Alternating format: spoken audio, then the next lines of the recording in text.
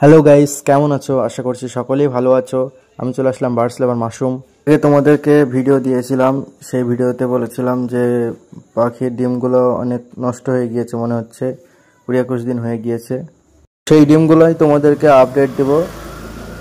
তো তার আগে একটা কথা বলি যে আমার খাঁচাটা মানে পাখির ঘরটা এখানে আছে এই কারণেই যে আমাদের ঘরের কাজ চলছে, মানে ওয়াল কাটিং হচ্ছে, পাইপলাইনের কাজ হবে সেই কারণে। তো যাই হোক, চলো হাঁড়িটা বের করে তোমাদেরকে ডিমগুলো দেখাই যে কী অবস্থা আছে। আর আমি নিজেও দেখি, এর আগে দেখিনি, কোনোদিন চেক করা হয়নি।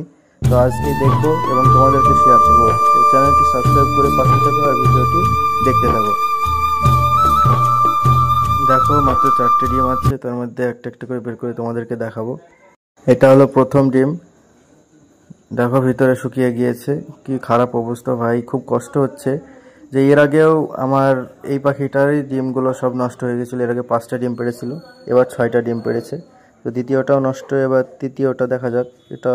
এটাও খুব সেম একই সমস্যা। হাঁড়িতে থাকা চতুর্থ ডিমটা এবার দেখাবো, যেটা উপস্থিত শেষ ডিম।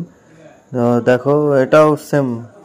খুব খারাপ লাগছে দেখে যে আমার পাখিগুলোকে এত সুন্দরভাবে যত্ন করি এবং খুব সুন্দর একটা পরিবেশে রাখি এবং ভালো রাখার চেষ্টা করি, তারপরেও আমার পাখিগুলো এরকম হচ্ছে। কারণ একজন অভিজ্ঞ ব্যক্তির সঙ্গে জিজ্ঞাসা করলাম যে একটা মেল দুটো ফিমেল, সেই কারণে কি এরকম হচ্ছে?